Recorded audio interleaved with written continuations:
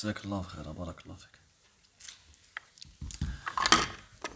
الحمد لله رب العالمين والصلاة والسلام على أشرف المرسلين وعلى آله وأصحابه أجمعين. أما بعد أيها الإخوة الكرام، نلتقي وإياكم في هذه الليلة المباركة، وليلتنا هذه هي السادسة من شهر صفر لعام 43 و400 وألف للهجرة، الموافقة ل12 من شهر سبتمبر لعام 21 و2000. كعادتنا في ليلة الاثنين نفتأ أو نقرأ وندرس السيرة النبوية على صاحبها أفضل الصلاة وأزكى التسليم.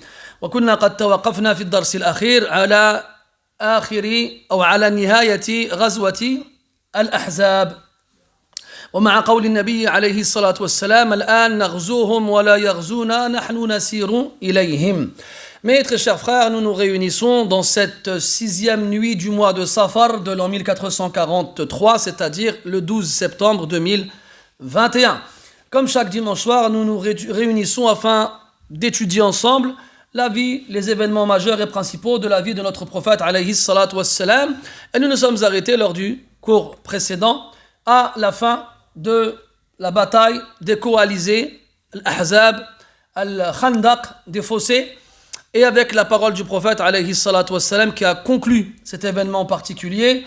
Maintenant, c'est nous qui aurons l'offensive et eux ne nous attaqueront plus. C'est nous qui irons vers eux à partir de maintenant.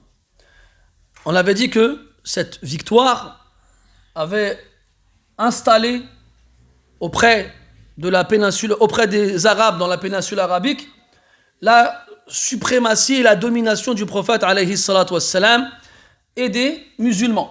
Car si une armée d'alliés de tribus arabes fortes et puissantes avec des milliers de combattants n'ont rien pu faire contre le prophète et ses compagnons radiyallahu anhum qui ne dépassaient pas le millier, comment alors les autres Arabes pourraient faire quelque chose?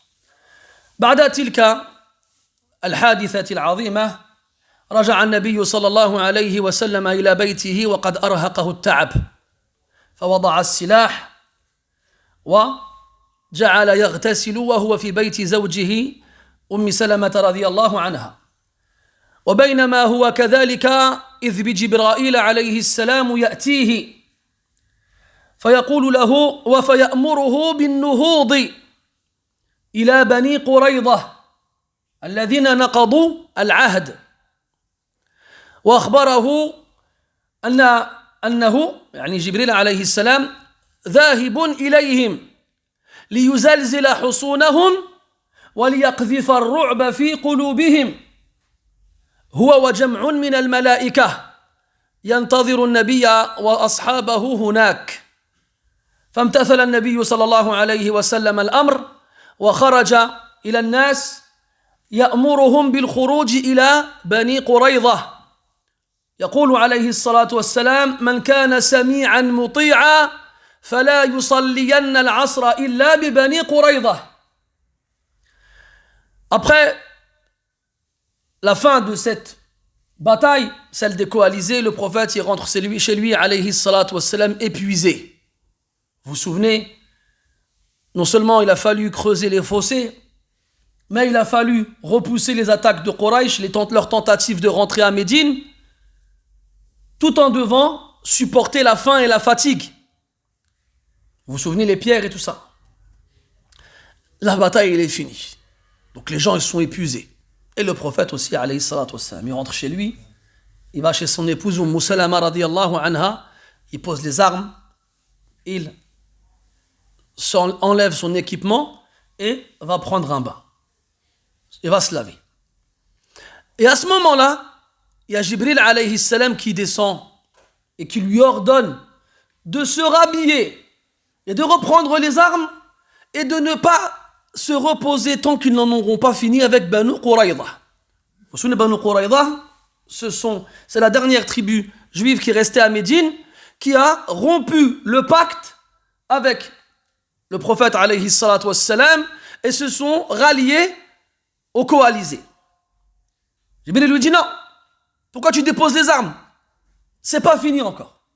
Il faut régler l'histoire de Banu Quraïda. Alors, prépare-toi, Moi, pendant ce temps, je vais aller là-bas, secouer leur forteresse et semer la peur dans leur poitrine. Et les anges et moi t'attendons sur place. Le prophète, alayhi salatu wassalam, il se rhabille et sort auprès de ses compagnons, radiyallahu anhum, et il les appelle. Qu'est-ce qu'il leur dit? Celui d'entre vous qui écoute et obéit, qu'il n'accomplisse pas la prière de l'Asr avant d'arriver chez Banu Quraïda. هذا الأمر أثار خلافا كبيرا عند أهل العلم،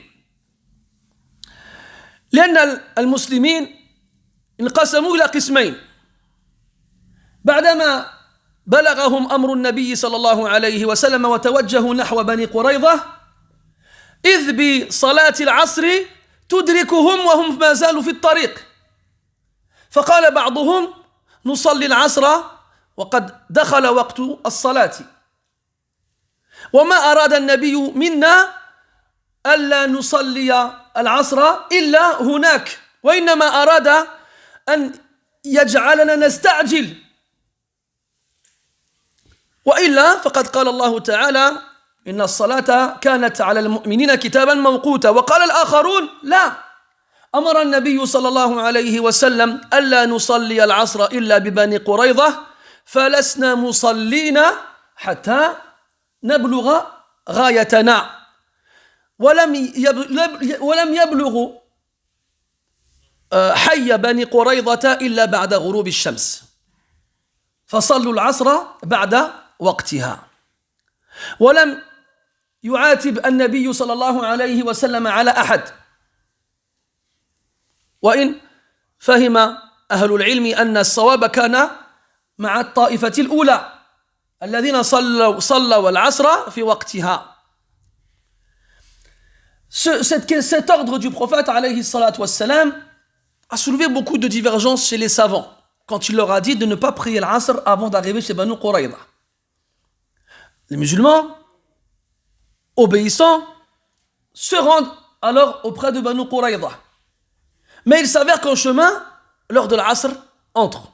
Alors, ils se demandent les uns les autres que faire. Il y en a qui ont dit, écoutez, le prophète, quand il nous a dit de ne pas faire l'Asr avant d'arriver chez Banu Quraïda, c'était en fait une façon de nous empresser, de nous pousser à nous précipiter à sortir tout de suite pour arriver le plus vite possible sur place et d'y faire l'Asr. Mais ça ne veut pas dire que si en chemin l'heure de l'Asr rentre, qu'on ne fasse pas la prière de l'Asr. Les autres ont dit non. Le prophète a dit qu'on fasse l'Asr sur place seulement, on ne fera pas l'Asr ailleurs.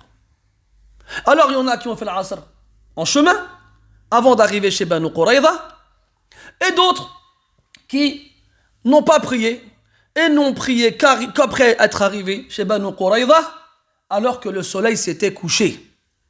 Le prophète sallam, quand il entend cela, il ne fait de reproche à personne.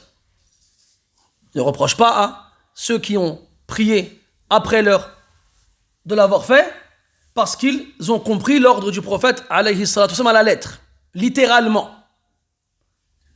Comme il n'a pas reproché aux autres, entre guillemets, de ne pas avoir obéi, parce qu'ils se sont basés sur le verset du Coran qui nous dit que la prière doit être accomplie à des heures précises. Et là, on a cette fameuse ibara des usuliyin, des juristes ou des juriconsultes, qui dit « Kullu mujtahidin musib ». Yani toute personne qui fait un effort de réflexion aura forcément raison. Bon, cette ibara fiha ma fiha. Cette parole, elle n'est pas à prendre à la lettre. Parce que celui qui va l'appliquer de façon absolue se trompera. Kullu mujtahidin musib, dans le sens où, si il fait un effort de réflexion en respectant les conditions, et qu'à la fin, il n'atteint pas, l'avis le plus correct, il n'aura pas de péché. Et il sera même récompensé. Dans le hadith connu, le prophète dit sallallahu alayhi wa sallam, إذا اجتهد الحاكم فأصاب فله أجران وإن أخطأ فله أجر. Le prophète dit sallallahu alayhi wa sallam, lorsque al-hakim, le juge, ou l'al-alim, le savant, C'est-à-dire celui qui a les compétences requises pour faire un ijtihad. Ça exclut celui qui ne les a pas. Celui qui fait un ijtihad sans ilm, lui, il sera forcément mourté. C'est sûr, il aura forcément tort. Même si, sans le vouloir, eh bien, il a la bonne réponse. Quelqu'un qui va réfléchir et il va trouver la bonne réponse sans le vouloir parce qu'il n'a pas les compétences, ça ne veut pas dire pour autant qu'il aura raison. Non, il aura tort. Parce qu'il s'est frotté à l'ijtihad alors qu'il n'a pas les moyens de le faire. Donc le hadith, il dit, pardon, le hakim, le savant, le juge, lorsqu'il fait un effort de réflexion et qu'il a bon, il aura deux récompenses. Une récompense pour son effort de réflexion et une récompense pour avoir eu bon. Et l'autre, lorsqu'il fait l'effort de réflexion et qu'il se trompe, il aura quand même une récompense. La récompense pour l'effort de réflexion fourni. Et l'erreur qu'il aura commise lui sera pardonnée. Et chez les ulama, comme il disait As-Safarini rahimahullah ta'ala, laysa kullu khilafin lahu hazun min an-nadar. Il disait rahimahullah ta'ala, ce n'est pas toutes les divergences qui ont un degré d'acceptation. Il y a des divergences qui ne sont pas mu'tabara, on ne les prend pas en compte. Bien sûr, on respecte le savant qui est à l'origine de cette parole-là, et on ne va pas diminuer sa valeur, mais sa parole sera rejetée. C'est pour ça que chez les ulama, il y a des darajat dans le khilaf, des degrés dans la divergence.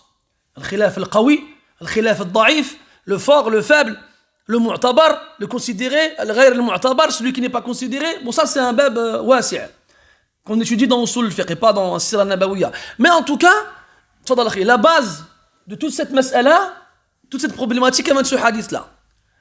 Il y en a qui prient sur place parce qu'ils ont un asl. C'est quoi le asl? C'est un verset du Coran. Un verset du Coran qui est un as. Quand on dit un as, kalamun sarihun sahihun la yatatarraqu ila ta'wil. Ça veut dire que c'est un texte clair et authentique qui n'a pas à être interprété. La prière doit être accomplie à son heure. La parole du prophète, ici, il l'entend directement sans intermédiaire, elle est forcément authentique. Par contre, elle est muhtamil. C'est-à-dire que on peut lui donner différents sens. Pardon. Al-Muhim, cette histoire-là, elle nous apprend أن تتسع الصدور لقبول الخلاف. ولذلك يقول العلماء أن مسائل الاجتهاد لا إنكار فيها.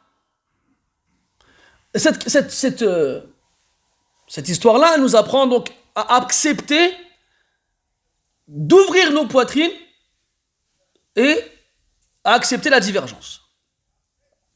Et ne pas rejeter les divergences comme si elles ne valaient rien. Surtout si on n'a pas les compétences pour justement mesurer le degré de la divergence. Jusqu'à ce qu'aujourd'hui, il y a des gens qui estiment que les autres sont égarés pour des divergences acceptées et tolérées. Et cette façon de réagir ne prouve que l'ignorance de celui qui l'accomplit. Quand quelqu'un, un exemple, il va dire que celui qui est dans zakat al-fitr en argent, c'est un ignorant, c'est un égaré, il m'en garde contre lui, il n'a rien compris. Après, si tu estimes, toi, que cet avis-là, il n'est pas correct, libre à toi. Mais accepte que cet avis, il existe. Et accepte que beaucoup de grands savants l'ont pris, soit de façon absolue, soit avec des conditions. Donc, tous les ans, on a le droit à ce problème-là, zakat al-fitr, zakat al-fitr, zakat al-fitr. Jusqu'à quand? À l'époque de Omar ibn Abdel Aziz, quand il était calife, il a imposé à tout le monde en argent. Voilà, tu pouvais avoir l'avis que tu voulais, c'était imposé en argent. C'est l'autorité, c'est le calife, dans tout l'empire islamique, zakat al-fitr en argent. On va pas ouvrir cette porte-là, mais tout ça pour que tu comprennes que c'est pas des questions sur lesquelles il faut qu'on se tire les cheveux.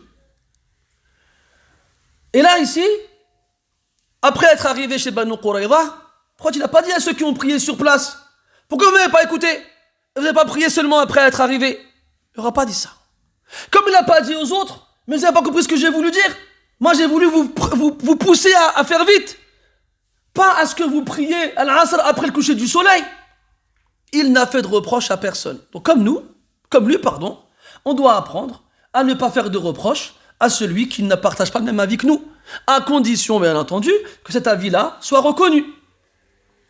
Et c'est pour ça que les savants, ils ont dit que les questions, les problématiques, les sujets qui viennent de l'ijtihad, de l'effort de réflexion, ne doivent pas être, ne doivent pas subir d'opposition, de inkar. Tu ne dois pas t'opposer à celui qui n'a pas le même avis que toi lorsque la question vient de l'ijtihad. Donc dans l'ilm, c'est simple. Soit c'est une mas'ala où il n'y a pas d'ijtihad, c'est qat'i. C'est fini, c'est fermé. Il n'y a pas d'ijtihad possible. هل نستطيع أن نختلف عن حكم أكل لحم الخنزير؟ أبدا. Est-ce qu'on peut diverger sur le jugement de consommer de la viande de porc? Non. Si demain quelqu'un vient et nous dit أنا أرى بجواز أكل لحم الخنزير فقوله مردود وباطل وإن استدل بما استدل. Si quelqu'un vient demain et nous dit moi je vois qu'il est permis de manger de la viande de porc, sa parole ne vaudra rien.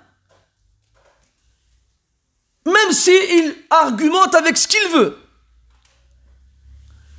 Mais, parce que cette question-là, elle est fermée. L'ijtihad, il n'est pas possible dedans. Mais dans le reste des questions où l'ijtihad, il est possible, et que la divergence, elle est considérée et reconnue, on ne peut pas reprocher aux autres de ne pas avoir le même avis que nous.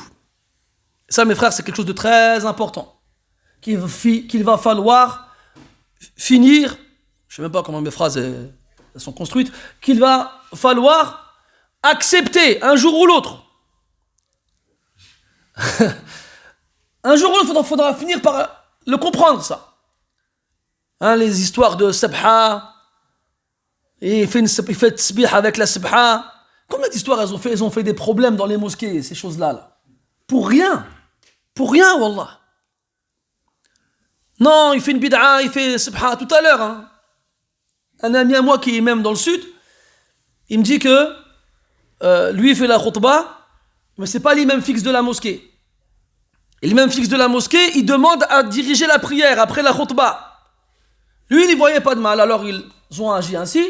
Et il y en a certains qui sont venus, ils ont dit bid'a. La yajouz. Après, je lui ai dit, écoute, Akhi, chez le Hanabila, ça, il n'y a pas de problème de faire ça. C'est pas une condition à ce que le khatib dirige la prière. Si quelqu'un d'autre que lui dirige la prière, la haraj. La basse. Qui a dit bid'a? Ma adri ana. Est-ce que chez les fuqaha, quelqu'un dit bid'a? Ma adri. Maintenant, un jahil vient et dit bid'a, à chaque fois qu'il voit quelque chose qu'il ne comprend pas, qu'il ne connaît pas, il ne faut même pas l'écouter, lui, en vrai. Aslan. L'écouter, c'est de lui donner de l'importance alors qu'il n'en a pas. Donc, il faut faire attention avec ces choses-là. On revient à Banu Quraïda. Ils sont arrivés chez Banu Quraïda. Quand Banu Quraïda ont vu le prophète et les musulmans arriver, sabbuhu wa qalu qawlan qabiha. Ils l'ont insulté et ont commencé à proférer des insanités. Arrivés sur place, tab'an tahassanu fi husunihim, eux ils se sont barricadés dans leur forteresse. فأمر النبي صلى الله عليه وسلم أن يحاصروا. Quand il a ordonné à ce qu'on les bloque, qu'on fasse un embargo, un blocus, et qu'on les empêche de sortir ou quoi que ce soit de rentrer. فطال عليهم الحصار ودام لمدة 25 يوما. Le blocus, l'embargo, l'encerclement de leur forteresse a duré pour eux assez longtemps, yani pour Banu Quraïda, jusqu'au bout de 25 jours. استسلموا وقابلوا حكم النبي صلى الله عليه وسلم فيهم. Et ils ont fini par abandonner Banu Quraïda. Ils ont compris qu'ils n'avaient aucun moyen d'échapper. Alors ils ont déposé les armes et ils ont ouvert leur forteresse et ils ont accepté alors le jugement du prophète alayhi الصلاة والسلام. ذهب بعض بني قريظة إلى حلفائهم من الأوس يستشفعونهم ليرفق بهم النبي صلى الله عليه وسلم في حكمه عليهم. À ce moment-là, certains de Banu Quraïda se rendent auprès de leurs alliés de l'Aus. Vous vous souvenez, il y avait Banu Qaynuqa qui étaient les alliés de l'Khazraj. Et d'ailleurs, quand Banu Qaynuqa se sont fait expulser de Médine, justement, leurs alliés de l'Khazraj avaient intercédé auprès du prophète pour qu'il, leur pardonne, ou bien pour qu'il fasse en sorte que le jugement soit moins dur. Donc, Banu Quraïda se sont souvenus de cela. Ils ont été voir leurs alliés de l'Aus et ils leur ont demandé d'aller voir le prophète pour qu'ils intercèdent auprès de lui afin que son jugement ne soit pas trop dur, trop sévère. فذهب الأوس إلى النبي صلى الله عليه وسلم يطلبون منه ذلك.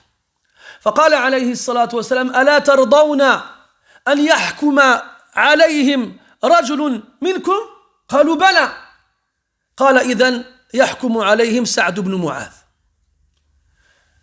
Ils ont été voir le prophète, ils lui ont dit ce sont nos alliés quand même, c'est vrai, ils n'auraient pas dû trahir leur engagement, mais quand même on a des relations et tout ça, est-ce que tu veux bien faire un geste? Le prophète leur répond en islam: est-ce que vous accepteriez, là l'imparfait de agréer, on va le mettre de côté, est-ce que vous accepteriez que l'un d'entre vous juge les juges? Ils ont dit bien sûr. Dans ces cas-là, c'est Sa'd ibn Mu'adh qui donnera son jugement les concernant.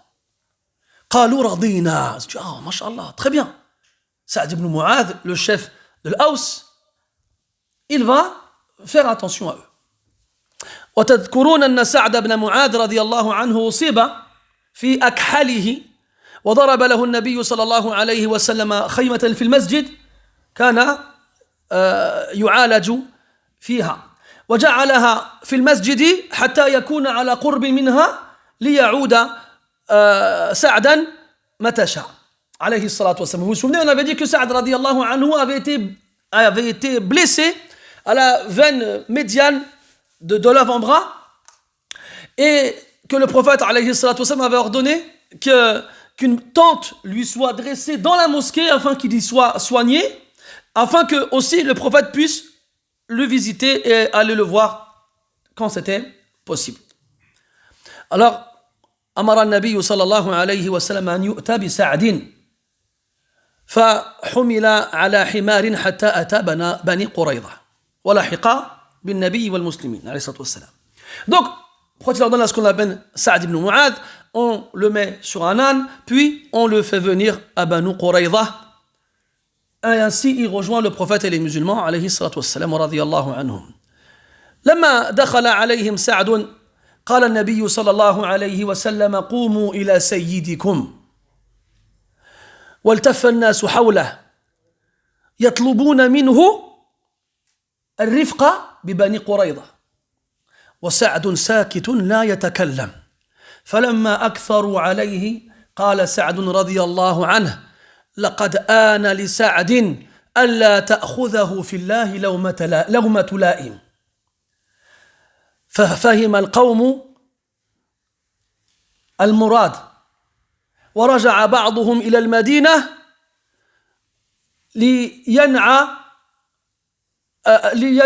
لينعاهم بما سيجري على بني قريظة. Sa'd il arrive, le prophète il le voit rentrer alayhi salatu wassalam, et il dit: Al-Aws, qumu ila sayyidikum. Levez-vous vers votre maître. Alors là, cette phrase-là aussi, il y a plein de masaïl fiqhiyya. Déjà, awalan, hal yajouz al-qiyam li-shakhs. Est-ce qu'on a le droit de se lever pour quelqu'un? Et là, vous remarquerez, il n'a pas dit qumu li sayyidikum. Levez-vous pour. Il a dit levez-vous vers. ففرق بين القيام للشخص والقيام إلى الشخص. Il y a une différence entre le fait de se lever pour la personne. وقد نهى النبي صلى الله عليه وسلم عن ذلك أشد النهي. Et le prophète a interdit de faire ça, alayhi salatu wassalam, qu'on se lève pour quelqu'un. Et le fait de se lever vers quelqu'un. de se lever pour aller vers lui. Comme le prophète le faisait, alayhi salatu wassalam, quand sa fille Fatima elle venait le voir. Ou bien, comme c'est le cas ici, avec Sa'd. C'est pas la même chose. Donc on a un fi'l, li aghrad mukhtalifa. On a une action avec des intentions différentes. Il faut donc faire attention avant de juger l'action si tu ne sais pas pourquoi les gens l'ont faite. Qama lah wa qama ilayh. Se lever pour, se lever vers. La seconde, c'est hukmu itlaqi as-sayyid ala ghayri an-nabi sallallahu alayhi wa sallam. Le fait de dire à autre que le prophète sayyid, le maître. Alors que le prophète sallallahu alayhi wa sallam, innama as-sayyidu Allah. Innama as-sayyidu Allah. Alors que l'Aïd sallallahu alayhi wa sallam, le maître, as-sayyid, c'est Allah azza wa jal. Al-shahid, bon, ces masaïl-là aussi, on les trouve dans d'autres sujets, dans d'autres domaines. Mais juste pour vous dire que des fois, une parole, aussi brève soit-elle, aussi courte soit-elle, comme ici, qumu ila sayyidikum, 3 mots. Et vas-y, sors les masaïl. Sors les avis des savants sur les différents sujets qu'on peut extraire de ces 3 mots. Alors, là aussi se met autour de Sa'd radiyallahu anhu. Il est malade, en convalescence, si on peut dire ça. Et il le supplie presque de prendre en considération leur relation ancienne avec Banu Qurayza et de ne pas être trop dur dans le jugement qu'il va donner. Sa'd ne répond pas, il reste silencieux. Jusqu'à ce qu'ils abusent, entre guillemets, et en font trop. Alors Sa'd radiyallahu anhu, il prend la parole. Il dit, le moment est venu pour Sa'd à ce qu'il ne soit pas arrêté en Allah par la plainte de quiconque. En gros, c'est pas parce que quelqu'un il va se plaindre que ça va arrêter Sa'd. À partir du moment où il fait ça pour Allah subhanahu wa ta'ala. Cette expression-là, on la trouve dans le Coran. Comment Allah ta'ala il décrit les croyants avec lesquels il va remplacer ceux qui renient leur foi.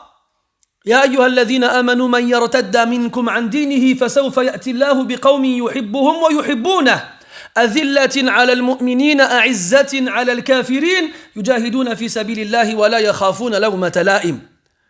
Allah Ta'ala dit, vous qui avez cru, ceux parmi vous qui renient leur foi, alors Allah Ta'ala amènera des gens qu'il aimera et qui l'aimeront. Fiers devant les mécréants, humbles devant les croyants, ils lutteront dans le sentier d'Allah et ils ne craindront en Allah la plainte de personne. Et là, Sa'd leur dit, le moment est venu pour Sa'd de ne craindre la plainte de personne en Allah subhanahu wa ta'ala. Et là, ils entendent ça, les gens, ils comprennent où il veut en venir. Alors, ils arrêtent de lui demander quoi que ce soit. Et là, même certains d'entre eux, qu'est-ce qu'ils font? Ils retournent à Médine après avoir compris qu'il n'était pas la peine d'insister plus pour défendre Banu Qurayza. Ils sont retournés à Médine et toutes les personnes qu'ils ont retrouvées sur place, eh bien, ils leur ont annoncé la fin de Banu Qurayza. Puis après, Sa'd radiyallahu anhu, il a donné son jugement. حكم فيهم سعد فقال بقتل المقاتلة وبسبي النساء والذراري وبتقسيم أموالهم.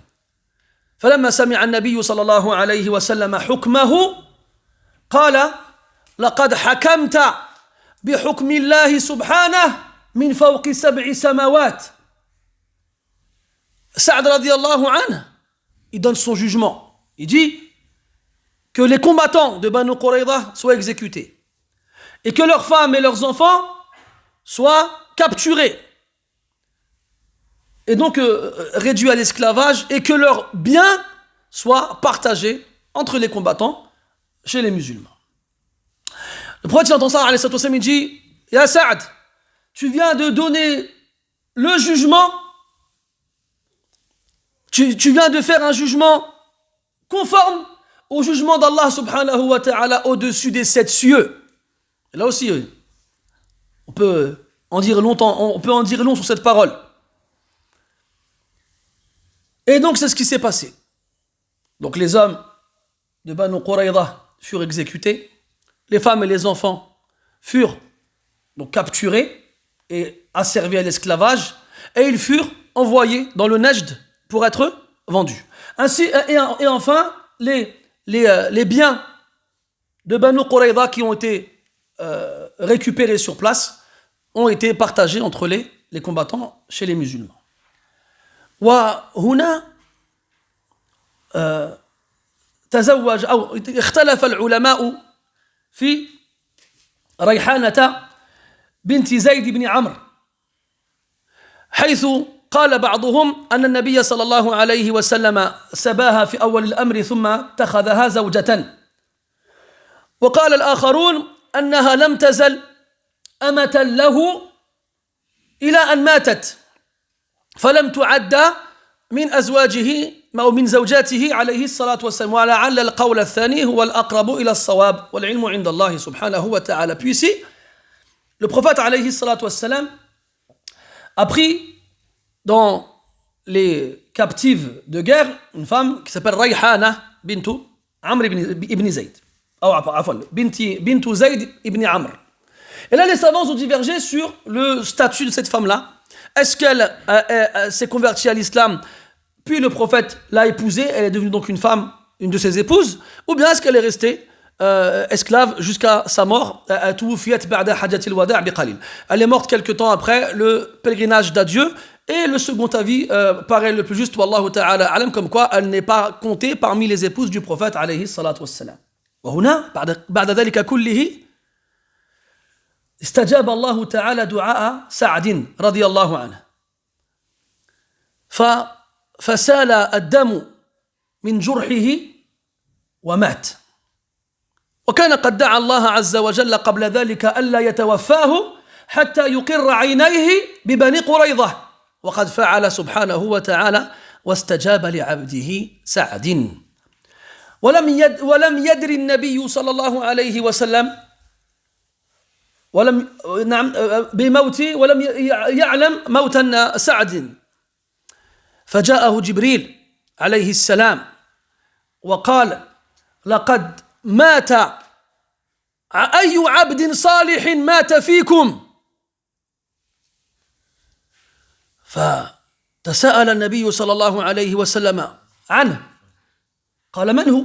قال إنه سعد وإن الملائكة لفي سيرها إليه لتحمل جنازته وقد اهتز عرش الرحمن لموته فخرج النبي صلى الله عليه وسلم يجر ثوبه وينادي في الناس هلم إلى جنازة سعد لا يسبقكم الملائكة إليها.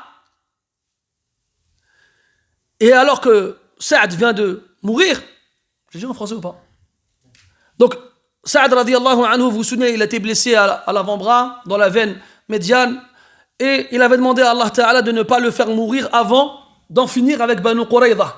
C'est ce qu'il s'est passé. Et à ce moment-là, eh bien, la blessure s'est rouverte et l'hémorragie a reprise et il est mort, radiyallahu anhu. Et là, le prophète n'est pas au courant de sa mort, alayhi salatu wassalam. Et c'est Jibril alayhi salam qui vient l'informer. Il lui dit, quel homme vertueux vient de mourir parmi vous? Le prophète dit, qui? Saad. Et les anges sont en route pour aller porter sa dépouille. Et le trône du tout miséricordieux s'est secoué à sa mort. Et là, le prophète il sort de chez lui, empressé, et il appelle les gens, vite, allez, à la prière mortuaire de Saad, que les anges ne vous devancent pas dans cela. Saad ibn Mu'adh radiyallahu anhu. وهناك وقفة لا بد منها. Là, on va faire une petite parenthèse obligatoire. C'est Saad. Saad ibn Mu'adh radiyallahu anhu, il a vécu 6 ans dans l'islam. Il s'est converti à l'islam, il avait 30 ans. Il est mort à 36 ans. Quand il est rentré dans l'islam, vous vous souvenez, on en avait parlé, après que Mus'ab ibn Umayr et le nom de l'autre avec lui m'échappe, As'ad ibn Zurara, lui ont parlé et l'ont invité à l'islam, il s'est converti. Il est retourné chez sa tribu. Il les a réunis. Il leur a dit كيف أنا فيكم أنت خيرنا وابن خيرنا فقال وجهي لوجهكم حرام ما دمتم على الكفر ولم تدخلوا الإسلام فدخلوا عن بكرة آبائهم الإسلام في ليلة واحدة فكان سبب دخول قومه الإسلام أجمعين. Vous vous souvenez quand il s'est converti à l'islam, il a réuni sa tribu, Al-Aws, il leur a dit, vous me considérez comment parmi vous? Ils lui ont répondu, tu es le meilleur d'entre nous et le fils du meilleur d'entre nous. Il leur a dit, dans ces cas-là, mon visage est interdit au vôtre, tant que vous restez sur le shirk, l'association et le polythéisme, et que vous ne rentrez pas dans l'islam. Et en une soirée, ils se sont quasiment tous convertis. Il a été la cause de la conversion de toute sa tribu quasiment. Et il était là, à Badr. D'ailleurs, vous vous souvenez aussi, il était parti à Mecca, il a fait tawaf avant Badr. Et Abu Jahl, il dit, comment tu fais tawaf? Comment est-ce que tu peux tourner autour de la Kaaba? Comment tu peux être là, en sécurité, tranquille, en train de tourner autour de la Kaaba, alors que vous avez accueilli les fugitifs et ceux qui ont changé de religion en parlant du prophète et des compagnons? Et là, Saad lui dit, si tu ne me laisses pas faire, je t'interdirai quelque chose qui sera encore plus terrible pour toi. Quoi? Je ne vous laisserai pas passer par la route de Médine qu'ils empruntaient pour se rendre au Shem dans leur voyage annuel. Et là, Abu Jahl, il a ravalé sa langue et il est parti pleurer dans les jupes de sa mère. Puis à Badr, puis à Uhud, Saad il est toujours là. Sahib al-mawaqif al-hazima. Toujours, il est là dans les moments les plus difficiles, les moments les plus terribles. Et il a toujours des positions d'homme. Jusqu'à la fin. 6 ans. 6 ans, ya ahbabi. Ya ikhwani, 6 ans. Et regardez comment les anges ont réagi à sa mort. Le trône d'Allah subhanahu wa ta'ala, il s'est secoué. Secoué tout seul, hein, pour ceux qui réimaginent n'importe quoi. Farahan, de joie d'accueillir cette âme pure et noble. Et 6 ans. واحدنا كم له في الإسلام وماذا صنع في الإسلام وكيف تستقبل الملائكة روحه بعدما قضى نحبه. Et l'un d'entre nous, billah alaykoum mes frères, combien d'années il a dans l'islam? Combien? C'est pas 6 ans, c'est pas 10 ans, c'est pas 20 ans, des fois c'est plus encore. Qu'est-ce qu'on a fait? Est-ce qu'on a été la cause de l'entrée d'une seule personne dans l'islam? Est-ce qu'on a fièrement su répondre à des gens qui nous reprochent de suivre le prophète sallallahu alayhi wa sallam et de le défendre? Est-ce qu'on est prêt à assumer nos positions sans craindre la plainte de ceux qui se plaignent? Où on est de tout ça, nous, en fait? Qu'est-ce qu'on a fait? Et quand on mourra, comment les anges accueilleront notre âme? Est-ce qu'ils seront heureux? Ou bien, comme dans le hadith, lorsque l'âme montera au ciel, aux portes du premier ciel, après avoir quitté son corps, لا تمر هذه الروح بملأ من الملائكة إلا وقالوا ما هذه الروح الخبيثة. Sans que cette âme-là ne passe par des groupes d'anges dans le ciel et que ces anges ne s'écrient quelle est cette âme impure. Quand c'est une âme pure, ils se disputent pour avoir le privilège de la porter, ne serait-ce qu'un instant. Mais quand c'est une âme impure, ils n'en veulent pas et la fuient, cette âme impure. Sa'd ibn Mu'adh radiyallahu anhu wa ardah, 6 ans dans l'islam. Et regardez ce qu'il a laissé derrière lui. من المؤمنين رجال صدقوا ما عاهدوا الله عليه فمنهم من قضى نحبه ومنهم من ينتظر وما بدلوا تبديلا ليجزي الله الصادقين بصدقهم. Dans Surat al-Ahzab, Allah Ta'ala il dit parmi les croyants il y a des hommes.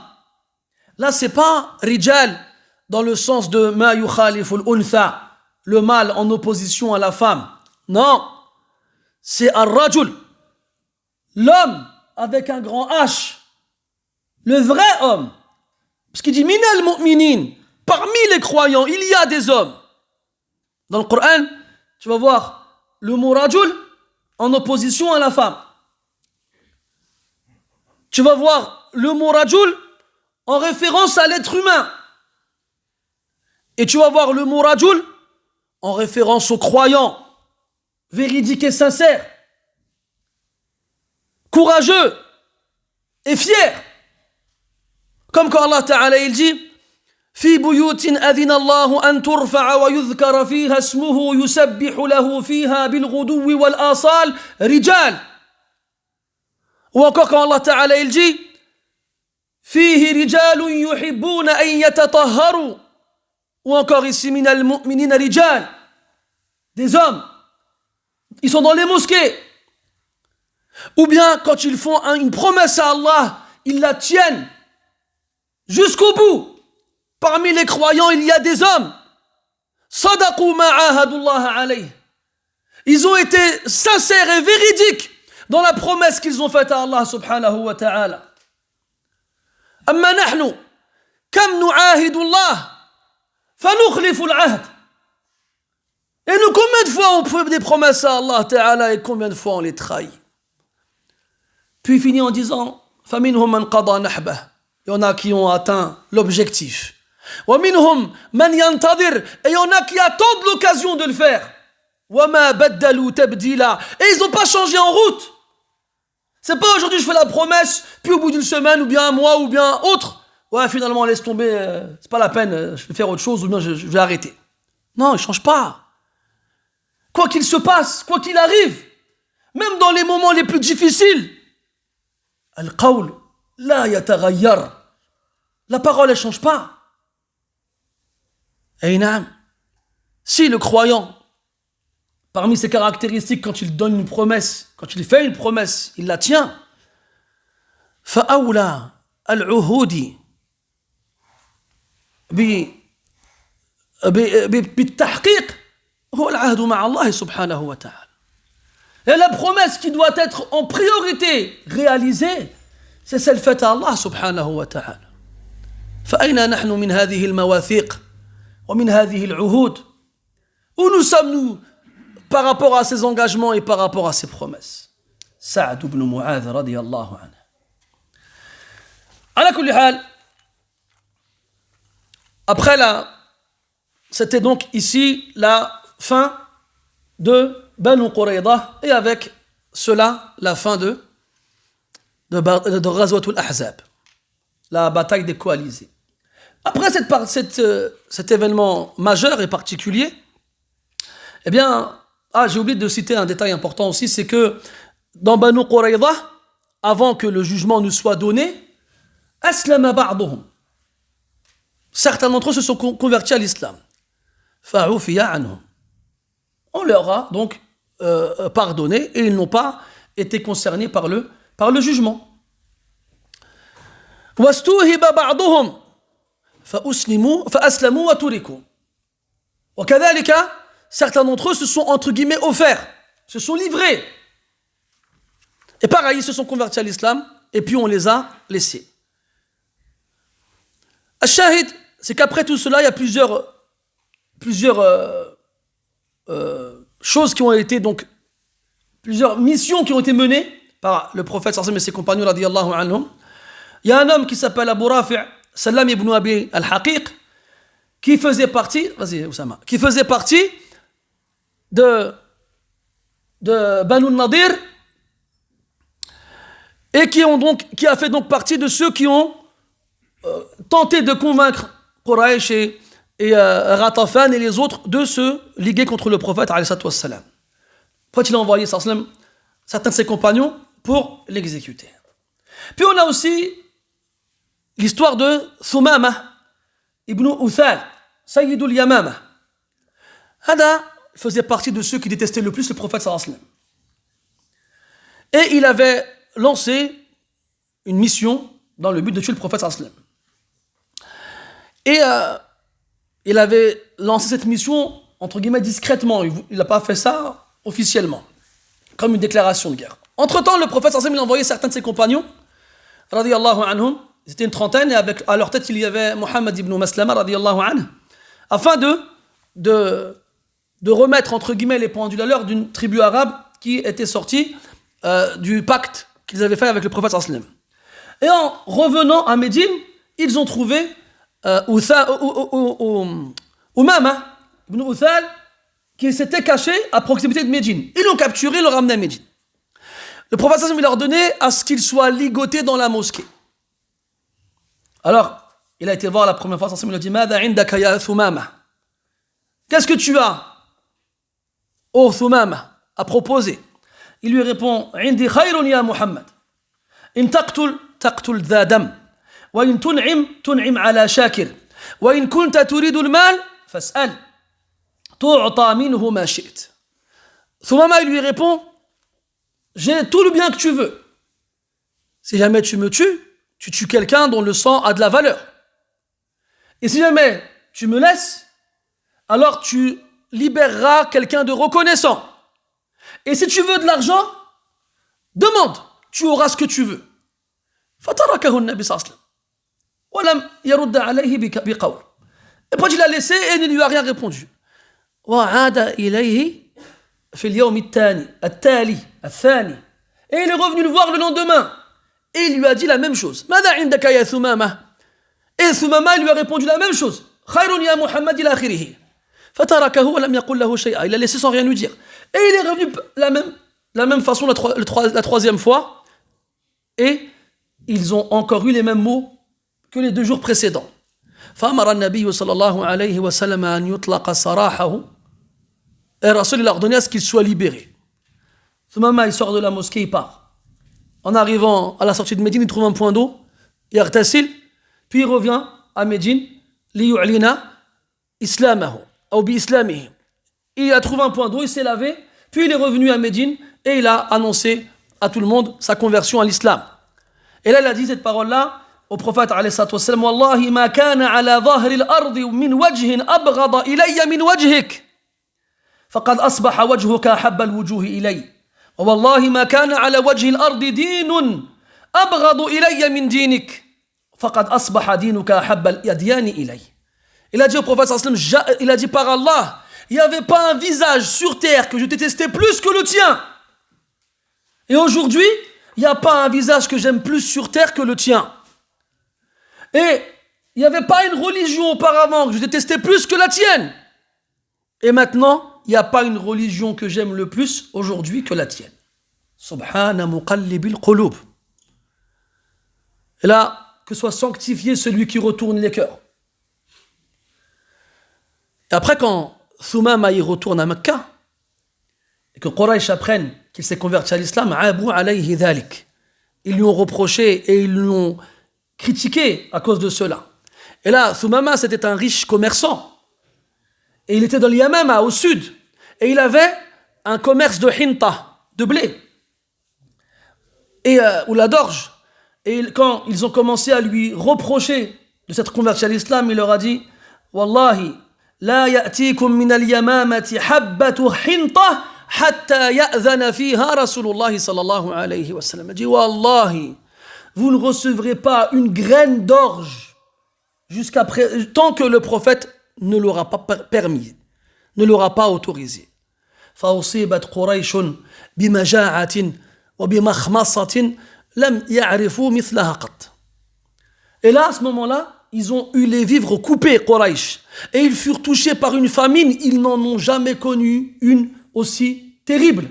Jusqu'à ce qu'ils allèrent à Médine, voir le prophète sallallahu alayhi wa sallam. Et ils l'ont supplié vis-à-vis des liens de parenté qui les unissaient, malgré le fait qu'ils soient des ennemis, de demander à Thumama de leur vendre à nouveau son orge. Et le prophète, il a ordonné à Thumama de leur vendre à nouveau son orge. Toute cette histoire, elle est pleine de ajaïb.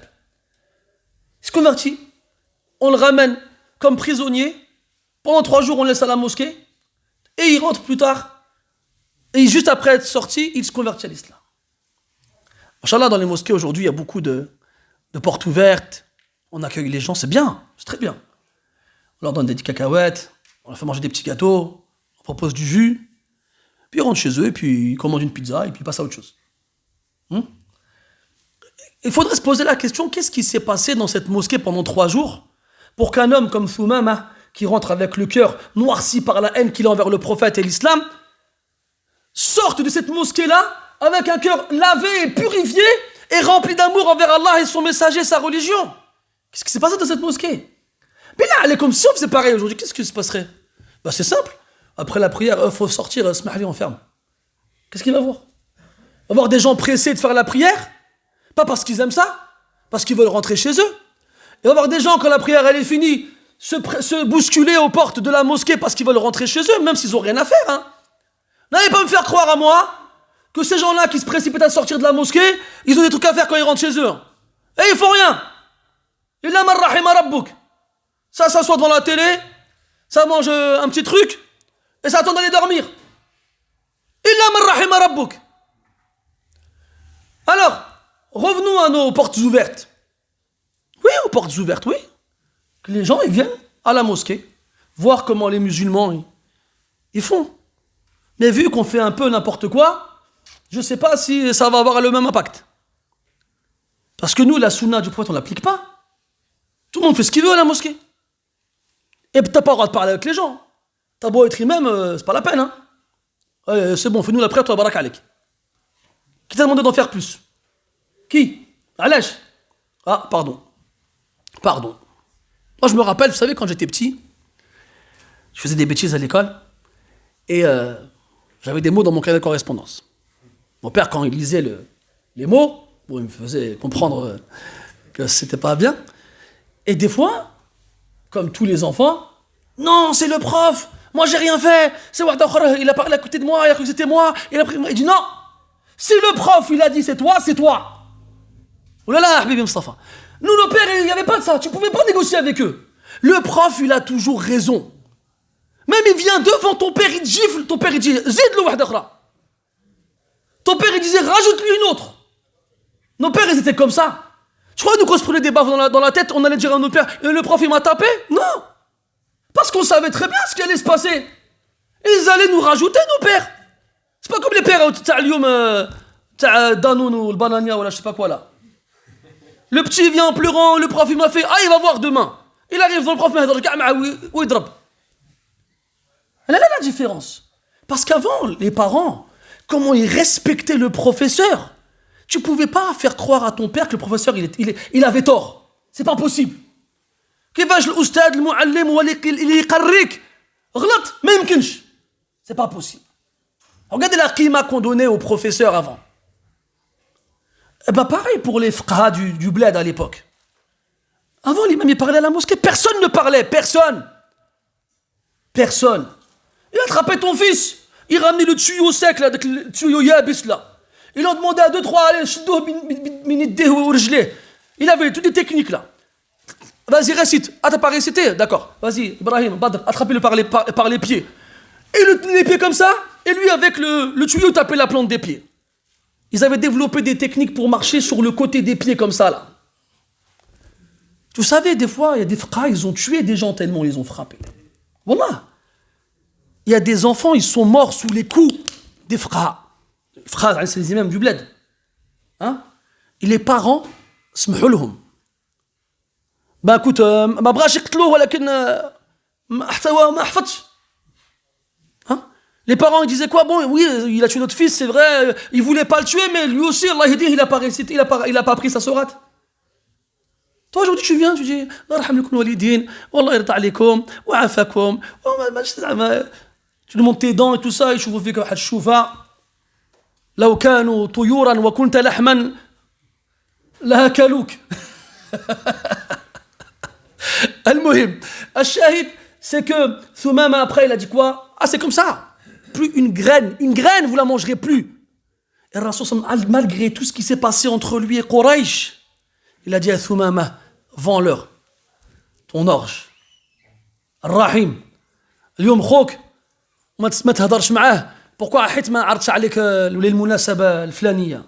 Ton frère, min abik wa ummik, ton frère de ton père et de ta mère, pour une raison futile. Tu lui parles plus pendant des années. Ton frère, Muslim bhalak qui vient prier à la mosquée à côté de toi. Khouk, ma تهضرش معاه. Quraysh, les a'da du prophète, ils sont venus aussi birrahim, les liens de parenté qui nous unissent.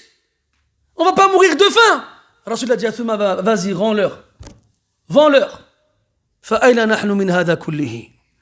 نسأل الله تعالى أن يعيننا على اتباع هذه السنة وأن يجعلنا أسوة وقدوة للناس حتى يدخلوا دين الله أفواجا ويرحم الوالدين اللي ربونا حتى التربية صارت هذه التربية نادرة اليوم. الله يوفقنا على تربية أولادنا.